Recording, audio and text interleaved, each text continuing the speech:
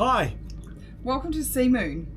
my name's Scott and this is Sandy, and today we're going to be talking about why we chose our Seawind 1160 Lite as With Outboards as the ultimate boat for us to sail around the world in. So Scott, what were we looking for when we started? Why did we start to look for a boat? Well, that's an interesting story, Sandy. So we had a 32-foot catamaran that we had, was a 40-year-old one. I'd restored it lovingly over the COVID period, and we set off in that boat to sail around Australia. We got as far as about Sydney, I think it was, and Probably just before Sydney, yeah. Sandy said, I love this lifestyle, but really I think we need something a little bit bigger, a little bit more comfortable if I'm going to do this full time, and I absolutely could do it full time. So we jumped on that. I jumped on that and said, right, okay, let's see if we can find ourselves a boat that's a little bit bigger than our 32-foot catamaran and see where we can take it. And I think the 32-foot catamaran was great to learn to sail, but she was a bit like camping. So I wanted something for a longer term sailing prospect, not knowing where we would end up, but I wanted something with more creature comforts. Yeah, and our first boat was called Tenacity, and you really needed a lot of tenacity in order to sail her. But she was a crowther, which means she had a great racing pedigree, and she'd been lovingly restored so that she was very seaworthy and sound, and she sailed all right as well. She just needed a little bit more TLC. But I could definitely concede that she was a bit like camping and that we could go something a little bit more comfortable. So, Sandy, what was our first step when we were looking for a new boat? So I joined a few Facebook communities because it was my first time really, sailing. I hadn't ever sailed before I met you, which is funnily enough about 5 years ago this time, now when we're recording this. So I joined a few Facebook community groups like Women Who Sail, and some sailing groups through Australia. So I put a Facebook post on just asking people, hey, we're looking for a boat. I was probably less enthusiastic at this stage than Sandy was, I must confess. So I let her have at it rather than going to the whole broker type of thing. Yeah. But we did get a couple of hits on our Facebook. We did. We got some really lovely comments and people telling us about boats that may be coming up for sale. We spoke to a lady that we know, someone who does a lot of deliveries out of Sydney. So she gave us a lot of information about what she thought we might be looking for and what type of boats that she liked. And we definitely wanted to stay with catamaran. We don't consider ourselves monohull sailors. I was in my early sailing career, but from a livability perspective, we don't think you can beat a catamaran. But while this is all going on, we're bouncing up the east coast and we go to a lovely place called Port Macquarie. And what did we see in Port Macquarie, Sandy? Well, we went for a walk on shore first, and I always had, since deciding actually maybe this is what we want for long term. So I remember walking through and looking, just at the marina there, and I thought, I really like the look of that boat. Didn't know what that boat was, so I'm not a sailor. My family's not from a sailing family, so I didn't know what that boat was. And a couple of days later, we went up the river. I think the next day we went up the river, and lo and behold, there's the boat anchored.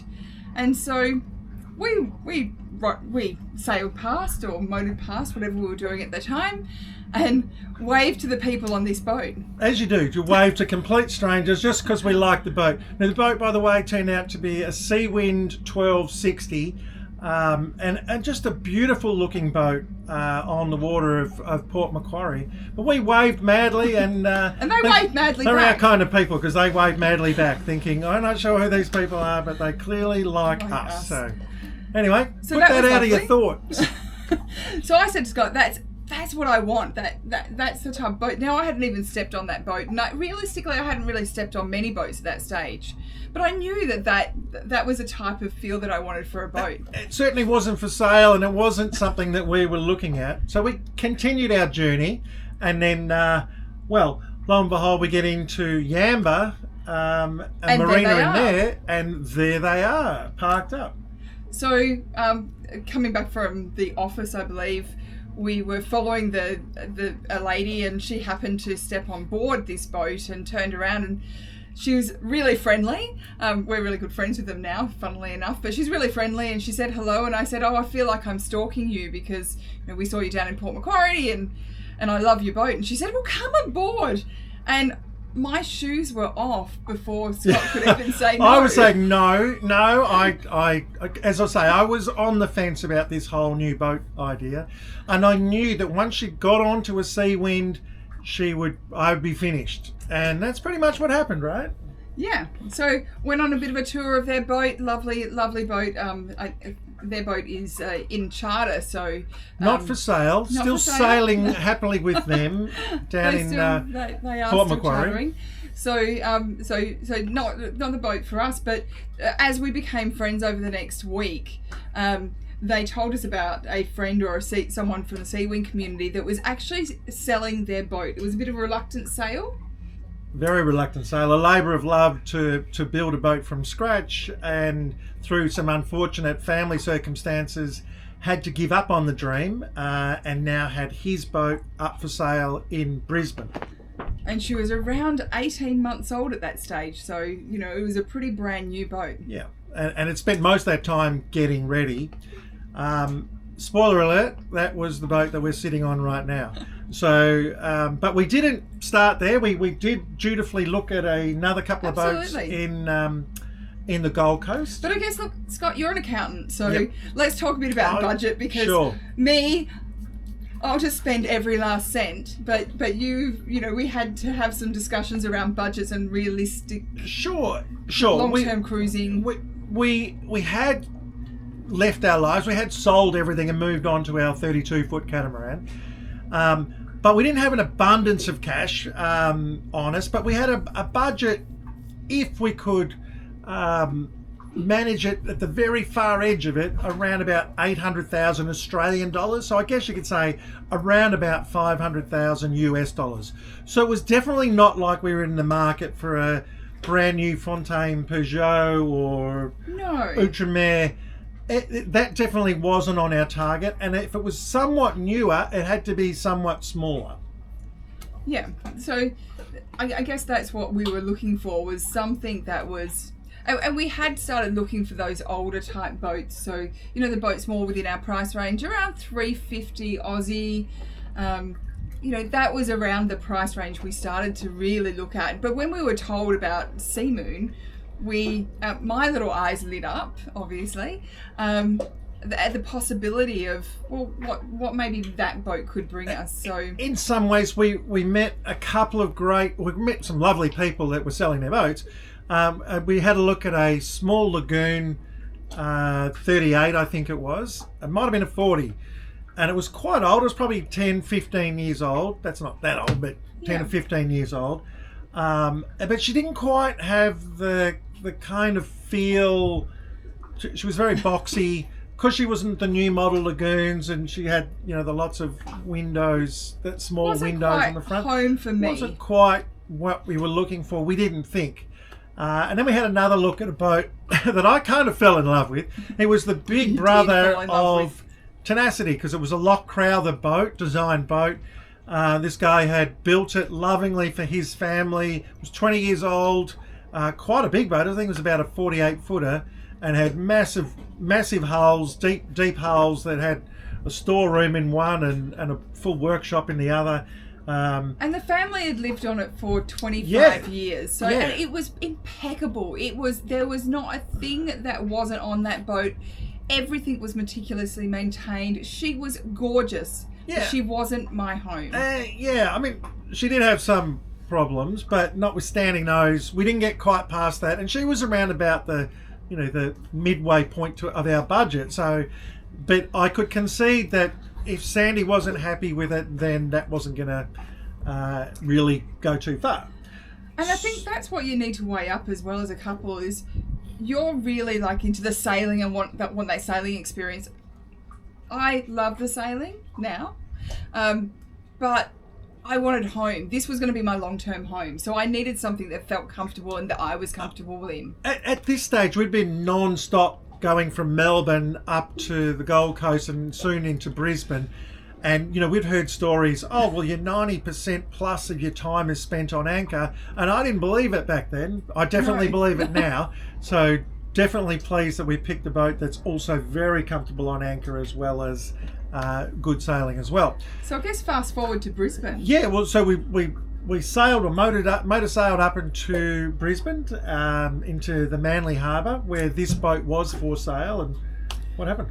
And so we sneakily the night before we had arranged the next day with the broker to meet him on board, but sneakily we wandered up every single finger to find her, and she was on the very far finger. We did get sprung by the neighbours, which was lovely people. So if you're watching, yeah, thank you. And neighbours, like if you're ever in a marina, my advice to you is be very friendly with your neighbours, especially if you're trying to sell your boat, because they kind of like, yep, this boat's meticulous, well looked after, well maintained, all the who things are on you it, and why are you fastidious, here? and very security conscious as well. So it was quite good. So the next morning, yep, we're due to meet the broker. We're walking down the dock. And you get a work call, because we still work. So even today we still work in our business. Now, if I can just say, as a little aside, we had a secret little code. So if we're ever going to buy your boat, we might have to change this code. But we had this little code, which was, if Sandy would say it had plenty of room for my fishing gear, that was code for I really like the boat. Because we didn't want to talk in front of the broker, you know, it's a negotiation, so we didn't want to appear too keen. But the code words were, it has plenty of room for your fishing gear, or something along those lines. Yeah, something about fishing. So Sandy goes on the boat with the broker. I'm taking a work call just out of it, so I'm missing out on the first introduction as they're walking around the interior of the boat. So let me talk about that. Sure. So we get on the boat, and I really couldn't care less what engines it's got, or you know what latest and greatest technology is on the boat. I just want to see the aesthetics, because I'm a woman and I look for different things, and as I said, I'm not from a sailing background, so for me it was really about livability. So the first thing that struck me with this Seawind was, or with any Seawind, is a trifold door. So the door comes all the way up, and that brings the inside out and opens up that living space, which I mean we have it open up all the time, and we love the space.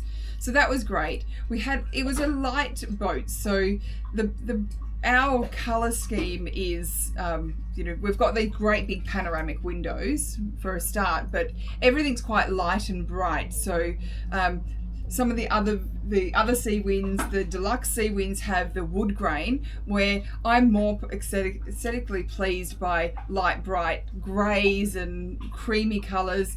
You know, our saloon couches are blue, but that's a lovely colour to work with from an aesthetics point of view. And to making it home, I think that was really special to me. So I was in here looking for, where am I going to put the coffee machine? Where am I going to cook dinner? How much fridge space there was? Just to make sure that, okay, well, those things are really important to me. I already knew about the technical, like we've got a water maker, blah, blah, blah. That's all Scott's department. But I just wanted to know, where am I going to sleep, where I'm going to put all of my clothes, and is there enough room for my shoes? Because if you met me 5 years ago, or when we met 5 years ago, I probably had 100 pairs of shoes. I now own less than 10, so I think that I'm doing pretty well there. Absolutely. In boating standards anyway, because I don't wear shoes very often. The other thing that was really important to me, and this was a deal breaker for me, so I wanted a separate shower. So in Tenacity we had the wet head, so that's the toilet with a shower that comes out of the sink, and you sort of pull that up. And it's a 32-foot boat, so yeah, not a lot of room to... But also owners' versions also come with that wet head. So for me, I wanted charter versions. A beautiful... we've got a beautiful glass door, a shower that I can go in there and I can wash myself and I can feel like I'm at home. So, I'm a everyday showerer. I need that. So they were the things that were really important to me. Could I make it home? Could I make sure that we can eat well? Because that's part of home, right? That's, we can't just duck off to the shops or get Uber Eats. And making sure, that we can get a good night's sleep. And so our sleeping quarters, which are amazing. I can see laying at the foot of the bed or on the bed, looking past your feet, you can see out to this ever-changing landscape. So those things were important to me. I felt like I wasn't in a cave. I had a lot of light around me, even in the hulls. So for me, I was sold. Yeah, so what did you say? As soon as I finished my work call and I came back on board, what did you say to me? So I go into, I said, oh my God, look at all the room. You could put fishing rods up here and over here and have a look at this fishing space. Fishing gear here, fishing gear there, And fishing nets out the back. I knew she was sold. That was it. The broker, Andrew, bless his heart, he's not in a fishing He's mentality. a sailor. He's a sailor. He's like, you don't fish on sailing Right. boats. Now, the one thing I did forget was You do, we on cruising didn't boats. actually have, the only other criteria for me was a washing machine. So we found a place for a washing machine, so I'm glad I've got that now. But that was probably the only thing that I really felt that was missing from this boat. But that was what worked for me. So Absolutely.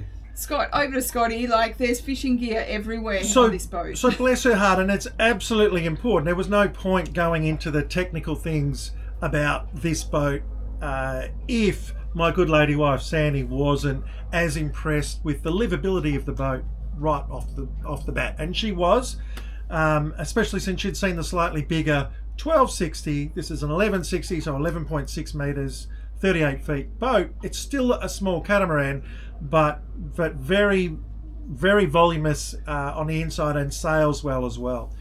So I guess the things that I'm looking at were the brand first of all. So it's a Seawind, Australia's production boat, if you like. So been doing production catamarans for a long time.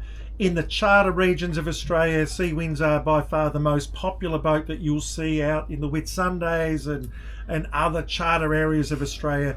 And so it's a very known and trusted brand, and a brand that has a lot of integrity with it, but there's a lot of sailability as well. So these are boats that are designed to sail well and to live well as well. So and from the sailing community, and definitely us being involved with Seawind community, we're seeing a lot more boats out there. Like America's, obviously, there's a heap over there. yeah, in the US, a lot more people are buying Seawinds over there. So it's certainly spreading, and we're here in Europe at the moment and near Seawind Turkey, and there's a lot of 1170s that are getting pumped out of a factory here.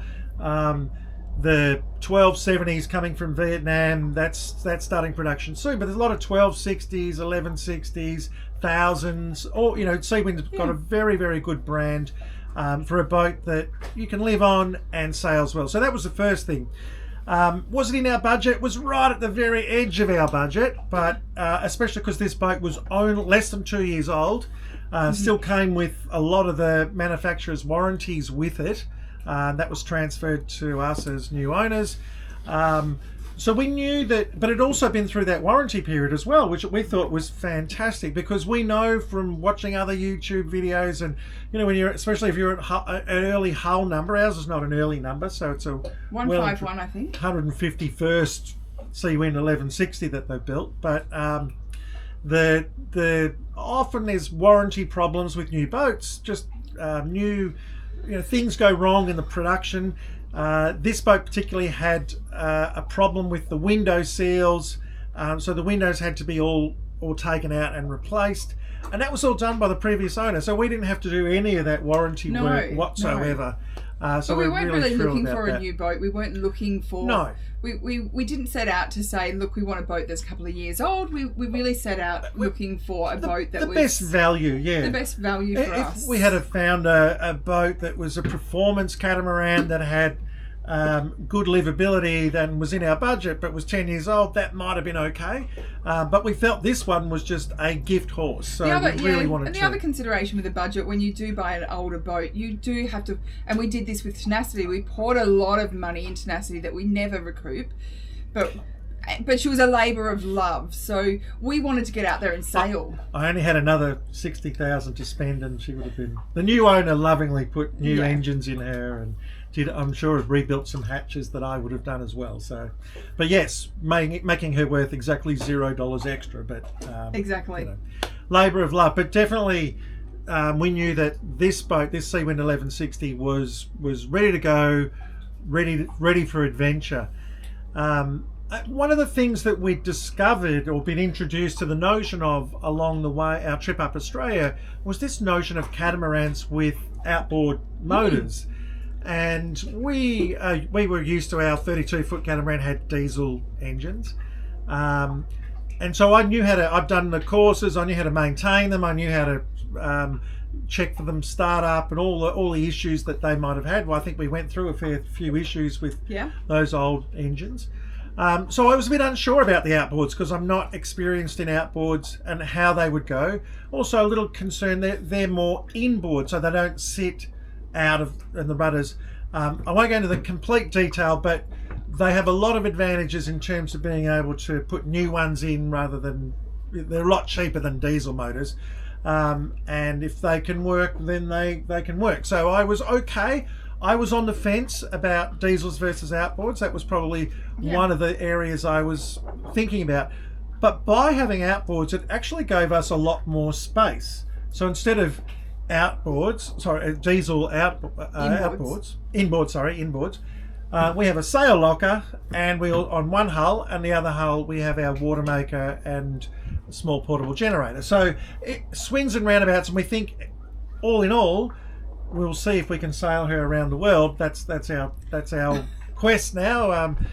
We've done 12,000 miles in her, and we think that there's plenty more miles in us to go with these outboards. So it's proof has been in the pudding. I guess the other thing is, this boat was set up by the owner meticulously. He really studied it. He was a pilot and an engineer, and he really knew his stuff. Nearly wanted to design the electrical system, so he put the Victron batteries in it, made sure the water maker was the best water maker, the Rayman water maker system that he could put on. No gas on this boat, all electric induction, which means we have even the barbecue's electric, and we have a massive solar arch out the back with a big heavy dinghy that's probably croc proof. We didn't want to test it out in crocodile waters, but probably is croc proof. Big heavy aluminium, and same as Delos had for their first dinghy. And it is actually rated as a life raft as well. So it's also the life raft, and there was lots of reasons for that. But she was a little bit heavy. We're a bit worried about how she might sail with this extra weight on the back, being offshore grid, off-grid ready. So that means that we don't need to plug in, we don't need to run generators unless it's cloudy. She's ready to go and out of the box. And if anything, I think that inspired us. She just felt the right boat for us, right? Yeah, she did. She absolutely did. And I think, again, it's that compromise between what, and I will be very generic here, what I wanted as a female, and that nurturing and making sure that we were going to be okay, and that if this is my long-term home, that I just, I'm in my 50s, I want something that, feels like home, and that I can go, flushing toilet and having a shower and washing my hair, and we sleep in our bed. We don't sleep on a camp bed, which was what old Tenacity felt like. We go to our bedroom. It's our bed, and it feels we don't like other beds. No, we don't like land beds. So when we do go to land beds, so I think that's really that sums up why we brought this boat, and why we were looking. These episodes, this is going to be a bit of a series, and we'll see how we go. But we want to try and give you some information about why we do what we do, and where we've been and what we're doing. We aren't sponsored or supported in any way, shape or form by Seawind. It's just that we've drunk the Seawind Kool-Aid, right? We are part of the Seawind family.